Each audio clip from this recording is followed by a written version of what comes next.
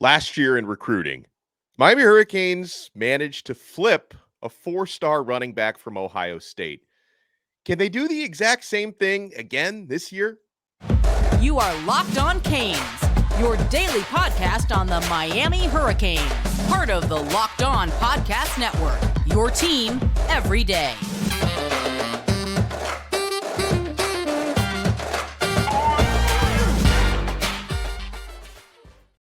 Day after Halloween, I'm on a candy hangover today, but we're here. I'm Alex Donno, your host, University of Miami alumnus, longtime South Florida sports radio vet, and contributor to allhurricanes.com. Thank you so much for making Locked On Canes your first listen today. To the everydayers, we love you. We're available free wherever you get your podcasts and available free on YouTube. Today's episode is brought to you by FanDuel. Make every moment more. Right now, new customers get $150 in bonus bets with any winning $5 money line bet. That's $150 if your team wins. Visit FanDuel.com/lockedon to get started. So we all remember last year, Mark Fletcher was committed to Ohio State until he wasn't, and then he ends up committed to Miami, and Fletcher got to be one of the heroes of that overtime win against Virginia. He missed a few games with injury. He's been fantastic when he's been on the field as a true freshman. Hurricanes are trying to do a similar thing in recruiting this year. 4-star St. Thomas Aquinas running back Jordan Lyle is committed to Ohio State. He's made 3 game day visits to Miami, and the Hurricanes are looking for a flip. We are joined by our recruiting expert, our recruiting overlord, Brian Smith, who does a great job here all over the Locked On Network, and he's my colleague at All Hurricanes. Brian, how are you? I'm doing very well, sir. We are into the best time of year for guys like you and me. Basketball, football, Yes. hockey, anything you want to turn on, it's ready to roll. Halloween weekend, this is as good as it gets, man.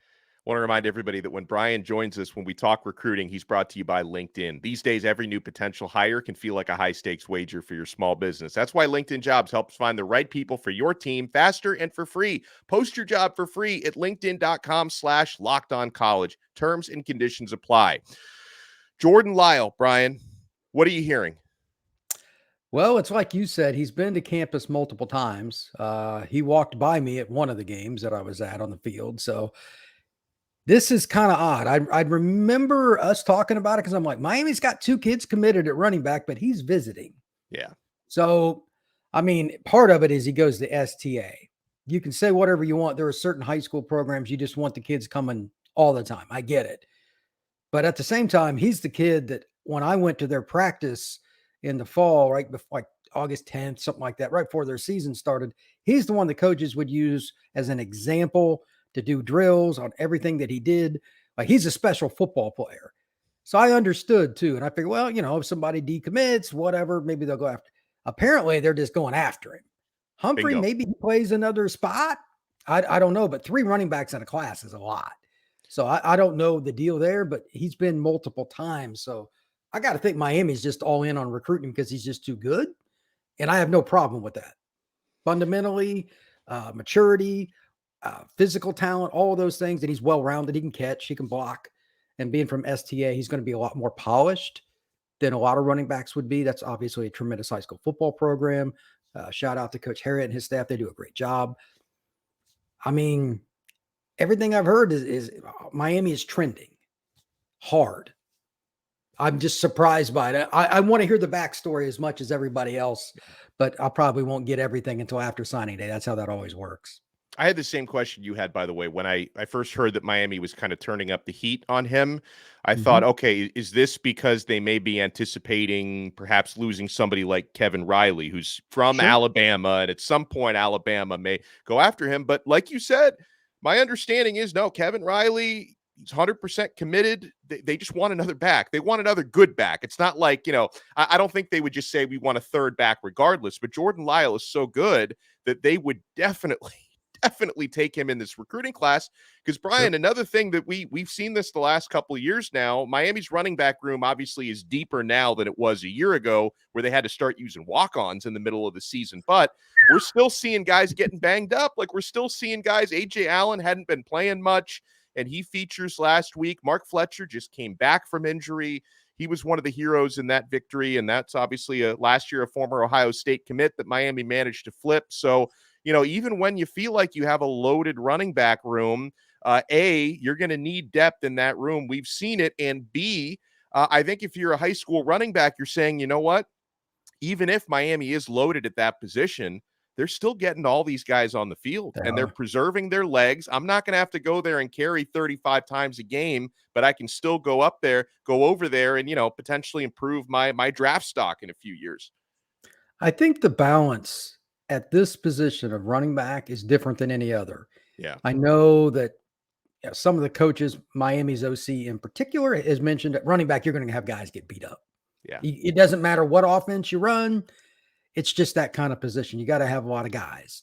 I think 4 that are ready to play for game 1 in a college football season, unfortunately, is the bare minimum you need, which is almost unrealistic to begin with because kids want to play. But it's like, look, 1 or 2 of you is getting hurt. I know that's not friendly to say, but it's just the position. We got to have guys in there. Look at Ohio State. Ironic, like they've had some, like last year, the Michigan game, they had a freshman in the game. He was like 4th string a couple weeks before that. They had guys go down like flies. It's just part of it, man. Miami went through it last year too. And sometimes it's just your year. You gotta get around it. Miami's managed it well this year. I think it's easy to sell now. Miami does a tremendous job. Tim Harris and that group, whoever's come in, they've adapted to that player, inside, out, whatever. I mean, Parrish is still their starter, but am I uncomfortable when anybody else is in the lineup? No, they've got guys, but they keep getting hurt too. So we don't know which week it's going to be which player, but they've adapted every single week. You've watched Lyle a lot. How do you compare him to, it seems to me like he's pretty similar, and that's not a bad thing, to Kevin Riley. So how do you compare him to Riley and maybe contrast him with a guy like Chris Wheatley-Humphrey? I would say him and Riley are about as close together as it gets. And I think both of them, especially in today's game, this is something that I've trended towards probably harder than anything else with the evaluations I do. Talking to some of my buddies on the recruiting trail about this.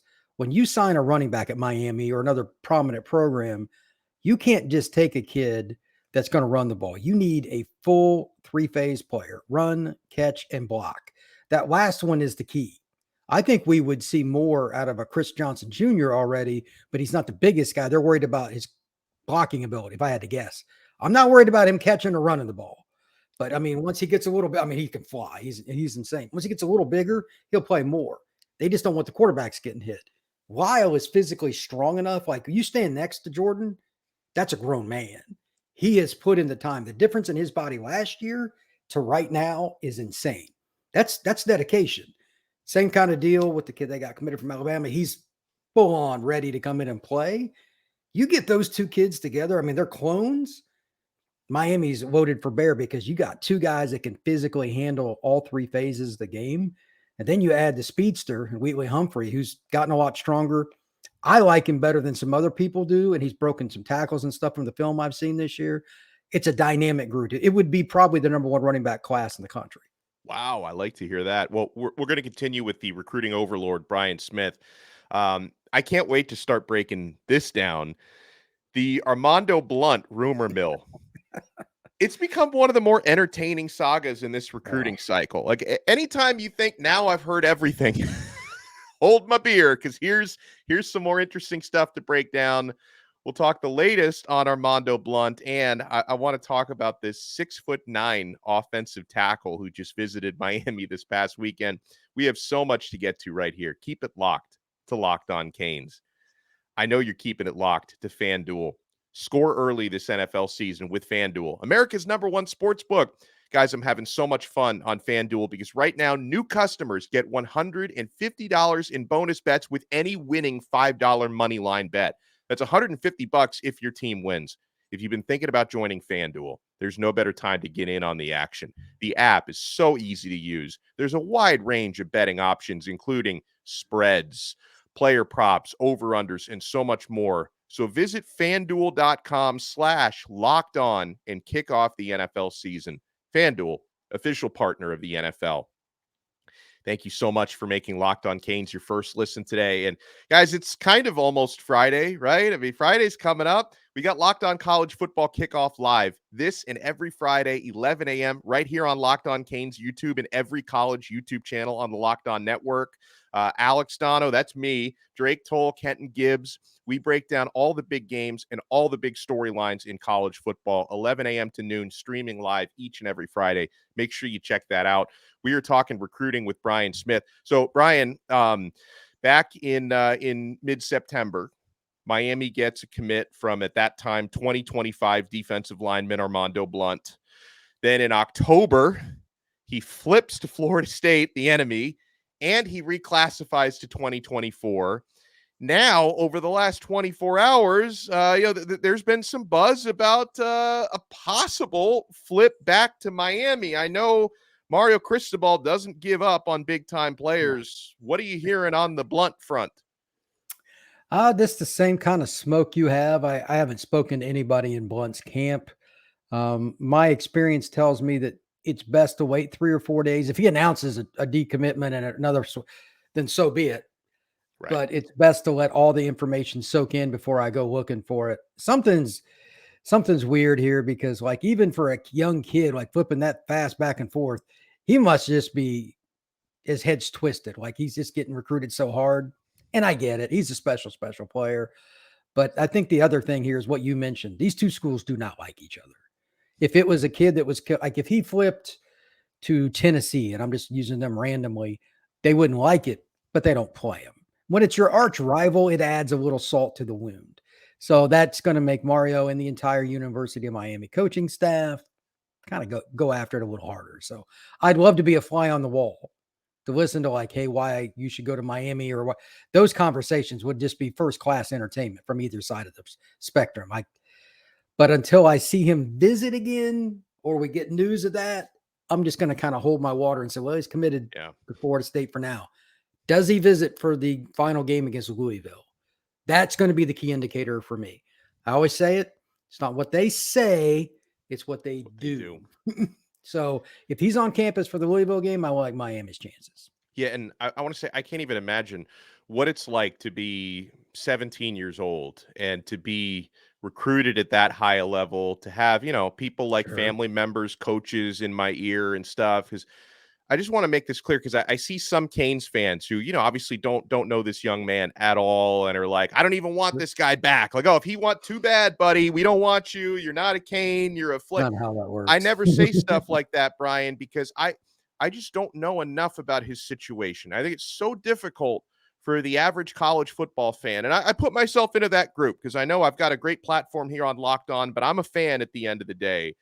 I can't put myself in his shoes as a high school junior, because remember, he's not even a senior yet, and to be pulled in all these different directions and to have big-time coaches blowing up my phone every single day. I can't even imagine what that's like. I do not judge. And if he were to, and maybe it won't happen, but if he were to end up flipping back to Miami, I need to trust the judgment of Mario Cristobal, Alonzo Highsmith, and Miami's coaches that they're cool with how this whole saga played out. So I and you know this better than me and better than most, Brian, because you cover these high school players on a daily basis. I don't like to get judgmental about anybody's situation. He's a junior in high school. You said it best. How consistent were you, Alex, when you were 17? I was a mess. Absolute mess. Yeah, I wasn't real great at it either. And now you've got people from every angle wanting you to attend their school. Let's be honest. Miami's not the only one trying to flip him. I'm sure there's somebody else too. Do you think Georgia's going to quit? Do you think Alabama's going to quit? Do you think LSU's going to quit? I mean, the kid is the full package. Like, his GPA is over a 4. He could go to Stanford if he wanted to. Yeah. He could go to Notre Dame or Duke or Vandy, where he has every school in the country that he could pick up the phone and go to. Wow. So, it's just different. And the environment that he's in, he's at Central. I mean, recruiters go through that school. Being Jube, I can't imagine how his phone, I would not want to be around Jube during the day. He's probably annoyed with his cell phone on the hour, but that's the program he runs. So I just think we need to let it be, kind of play it out and just wait. But again, he's 17, so I'm not real worried about that part. Here's a player who's a little more than 17, because he's in JUCO, and he's bigger than the mountain from Game of Thrones. So this JUCO offensive tackle just visited Miami. Markel Bell. He's the top JUCO offensive lineman. He's the 4th rated JUCO player in the entire class. 6'9", 340 pounds. Miami is all over his recruitment. Now, a couple of notes here.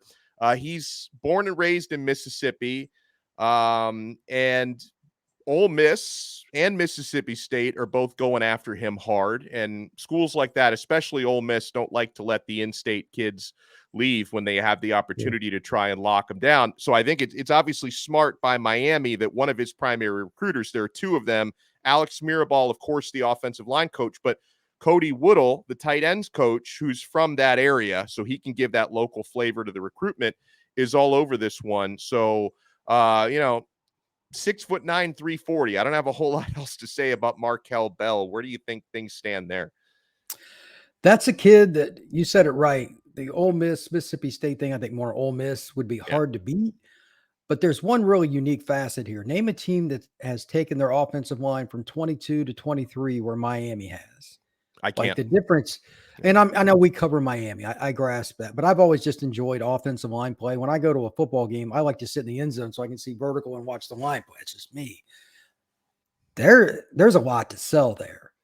I really think there is. And Miami needs an offensive tackle in every class that has a chance to play early. Every school does. This kid would be a special player, and he's a power guy, and Mirabal likes that. Obviously, Cristobal does. This is a great fit. Do not count Miami out. It's just that, it's hard with kids from that area. I was just in Mississippi. It is a very homegrown, everything is local kind of deal. Everybody knows everybody. That's hard to leave. But maybe he wants a different scenery. Obviously, Miami's about as polar opposite culture-wise. But the football aspect fits the Canes very well. Maybe it happens. I don't count Cristobal and his staff out for recruits. That's the one thing especially offensive line. Oh, I mean, it's like, look, this is why we're here. Like the Panay Sewell and all that, they can point to a lot of things in their past. There's no reason Miami shouldn't be in this till the end.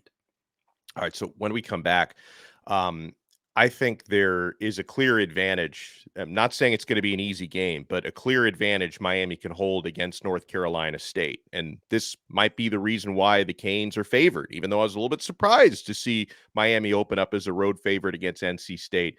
Brian and I will break it down when we come back. You know what you want to do? You want to keep it locked right here to Locked On Canes. Passion, drive, and patience. What brings home the winning trophy is also what brings your ride or die home alive. eBay Motors has everything you need to maintain your vehicle and level it up to peak performance, from superchargers, roof racks, exhaust kits, LED headlights, and more. Whether you're into speed, power, or style, eBay Motors has got you covered. With over 122 million parts for your number one ride or die, you'll always find exactly what you're looking for. And with eBay Guaranteed Fit, your part is guaranteed to fit your ride every time or your money back. Because with eBay Motors, you're burning rubber, not cash. With all the parts you need at the prices you want, it's easy to turn your car into the MVP and bring home that win. Keep your ride or die alive at ebaymotors.com. Eligible items only. Exclusions apply. eBay Guaranteed Fit only available to U.S. customers. Thank you so much for making Locked On Canes your first listen today. And for the everydayers, if you want to bring your everydayer experience to the next level, sign up for Locked On Canes Insiders. The link is in the show description below. You get text messages directly from my phone to yours with recruiting updates and scoops. We get a little crazy yesterday with all this Jordan Lyle and Armando Blount stuff. We had a fun day on the Locked On Canes Insiders yesterday. We'll keep it rolling today. If you want to try it free for 14 days, hit that link in the show description below. Then if you want to opt in after 14 days, $4.99 a month, we give you a lot of added value on there.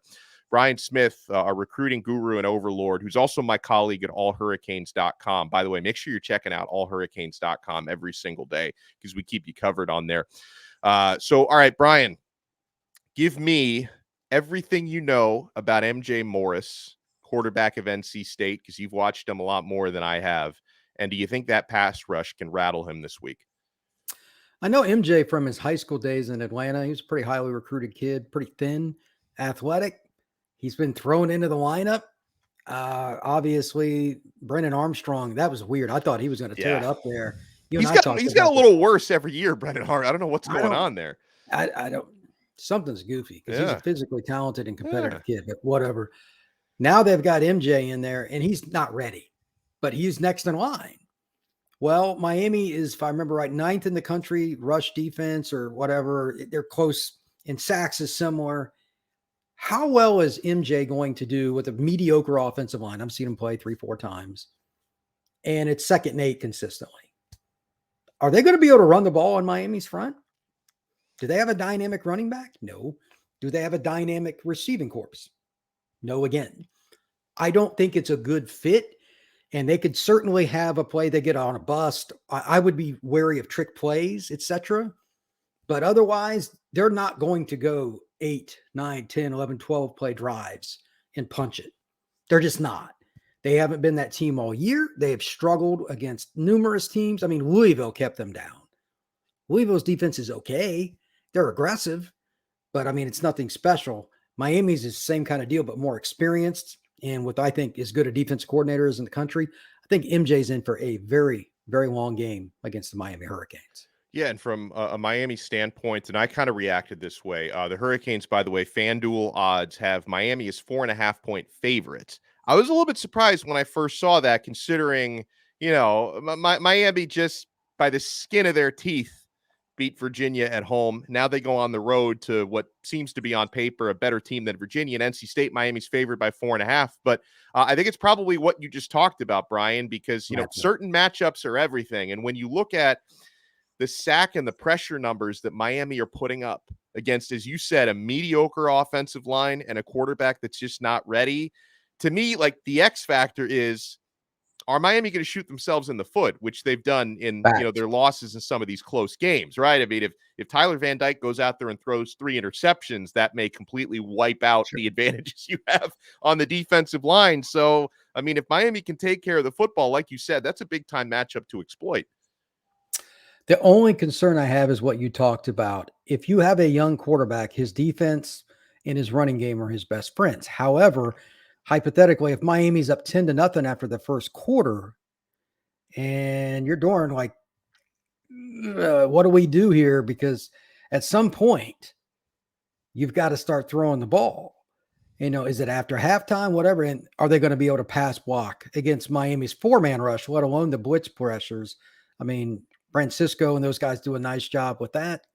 I just don't think they can screw up in the first quarter. I mean, you can't tell Tyler not to throw the ball. Right. But unless they turn it over and just have like a pick six or something like that, if you're up at any point in the first half and get to 10-point lead, it's going to be really hard for that kid. He's not ready for what Miami has on defense. And that's just the challenge he has. It's a very bad matchup for NC State's offense. And I want to remind the everydayers, I am going to do a crossover with Locked On Wolfpack tomorrow. So we're going to get the insight from the North Carolina State side. I'm going to be repping the Miami side. I'm going to be outnumbered 2-1. So I got to really get my hot takes ready for this one, but we are going to have the crossover episode tomorrow. Thank you so much to Brian Smith for joining us today. Follow him on Twitter or X at FBScout_Florida. Check out his work all over the Locked On Network. And of course on allhurricanes.com, where you can check out some of my stuff as well. Brian, thank you so much and enjoy the rest of your week. Thank you very much. And it should be an interesting game, my friend. No question about that. We will talk to everyone tomorrow on another episode of Locked On Canes, part of the awesome Locked On Podcast Network. Your team every day.